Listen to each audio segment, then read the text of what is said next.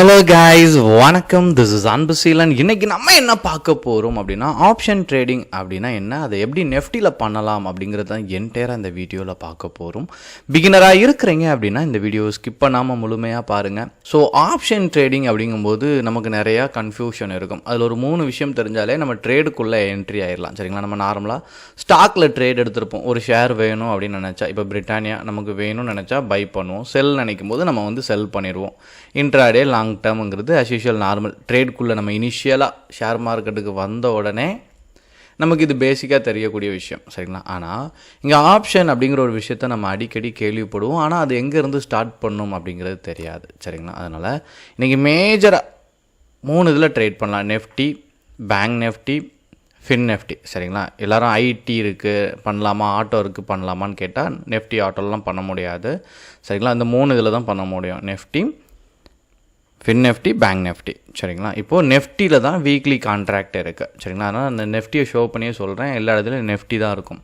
இதில் first point என்ன அப்படின்னா, நீங்கள் ஆப்ஷனில் சக்ஸஸ் பண்ணணும் அப்படின்னு நீங்கள் நினச்சிட்டீங்க அப்படின்னா, இதனுடைய ட்ரெண்டை நீங்கள் ஐடென்டிஃபை பண்ணணும். அதாவது 23,057 இருக்கா, இங்கேருந்து மேலே ஏறுமா கீழே இறங்குமா அப்படிங்கிறது நீங்கள் கணிச்சா மட்டும்தான் ஆப்ஷன் ட்ரேடிங் சரியான உங்களுக்கு வழிகாட்டுதல் காட்டும். இந்த இடத்துல நீங்கள் ஃபெயிலியர் ஆகிட்டீங்க அப்படின்னா, ஏன்னா இதுதான் பேஸ், இந்த இடம் உங்களுக்கு பிடிப்படலை, உங்களுக்கு தெரியலை அப்படின்னா கொஞ்சம் அடுத்தடுத்த பாதையில் லாஸ் வரதுக்கு தான் சான்சஸ் இருக்கும். ஏன் அப்படின்னா, நான் MBA படிக்கச்ச ஆப்ஷன் டெரிவேட்டிவ்ஸ் இப்படிங்கிற ஒரு வார்த்தை நீங்கள் கேட்டாலே, அண்டர்லைனிங் அசட் அப்படிங்கிற ஒரு வார்த்தையை நம்ம மென்ஷன் பண்ணாலே நமக்கு ஒரு நல்ல மார்க் கிடச்சிரும். அது ஏன் அப்படின்னா, இந்த ட்ரேட் ஆப்ஷன் ட்ரேடிங்கே எங்கே இயங்குது அப்படின்னா, இந்த Nifty 50யோட சார்ட்டை பேஸ் பண்ணி தான். இது மேலே போச்சு அப்படின்னா காலை பை பண்ணணும். சரிங்களா?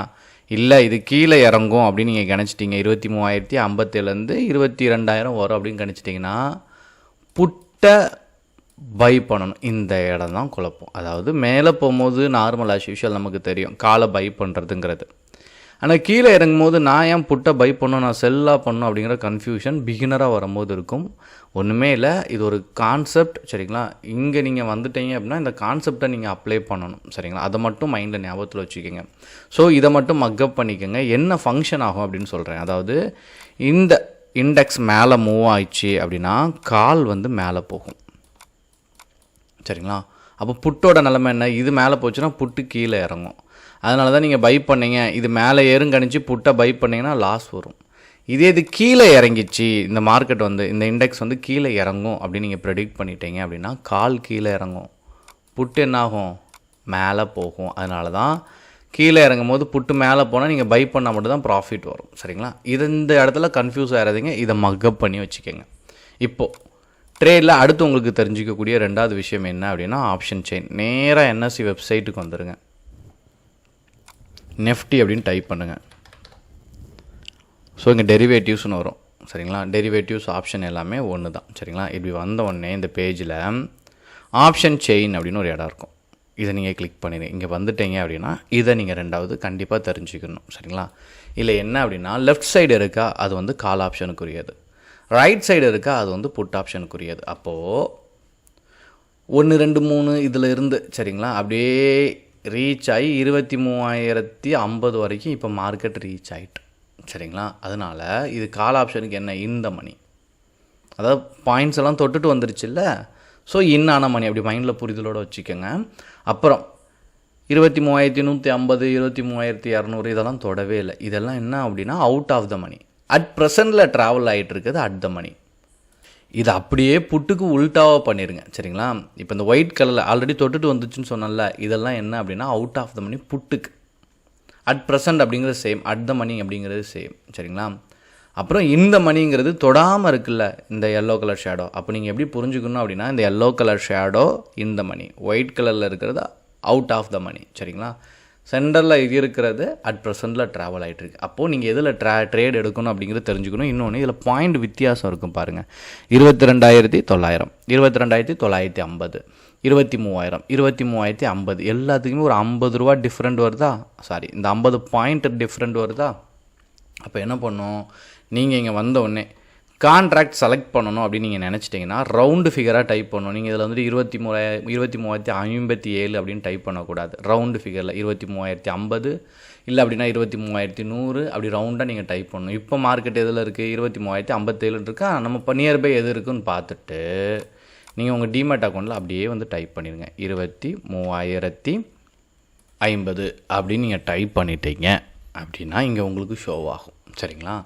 இப்போ இந்த கான்ட்ராக்ட் எடுக்கணும். இதில் 3rd பாயிண்ட். சரிங்களா?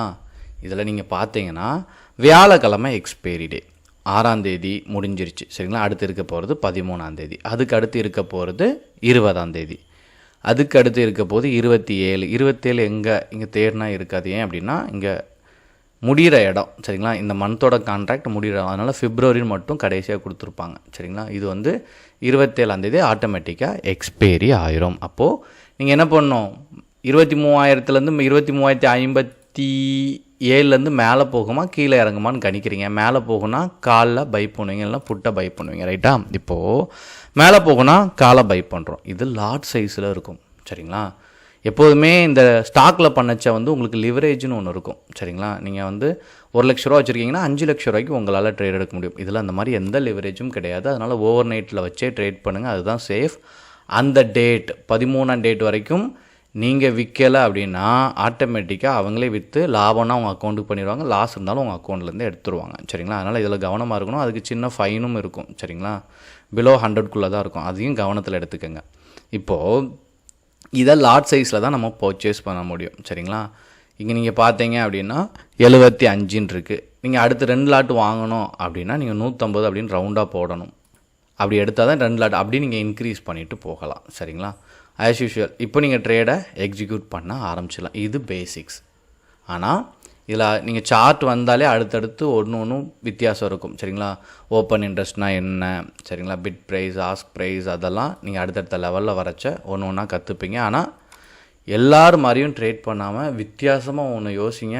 எண்ட் ஆஃப் த டேயில் யார்ட்டையும் போய் பண்ணாமல், அதாவது உங்கள் அக்கௌண்ட்டை ஹேண்டில் பண்ண கொடுக்காம நீங்களே பண்ணுங்கள். இதில் என் கிளாஸில் படிக்கிற ஸ்டூடெண்ட்டுக்கும் நான் முக்கியமாக சொல்ல ஒரே ஒரு விஷயம் என்ன அப்படின்னா, உங்களால் ப்ரிடிக்ட் பண்ண முடியலை. அதாவது ஸ்டாக்கில் நல்லா ஸ்ட்ராங் ஆயிருங்க. நல்லா ட்ரேட் எடுத்து எக்ஸ்பீரியன்ஸ் ஆனோன்னு இது மேலே ஏறுமா இறங்குமா அப்படிங்கிறத உங்களால் கணிக்க முடியலை அப்படின்னா இந்த ட்ரேடில் சக்ஸஸ் பண்ண முடியாது. இன்னொன்று, கான்ட்ராக்ட்லேயும் சார்ட் இருக்கும். இந்த கான்ட்ராக்டோட சார்ட் எடுத்து டெக்னிக்கல் அனலைசிஸ் பண்ணாதீங்க. நீங்கள் Nifty 50 தான் ட்ரேட் எடுக்கிறீங்க. Nifty 50 ரிசர்ச் பண்ணி ட்ரேட் பண்ணும்போது தான் you will become a good trader. எந்த டவுட் இருந்தாலும் கமெண்ட் பண்ண மறந்துடாதீங்க. Thank you guys. பாய்.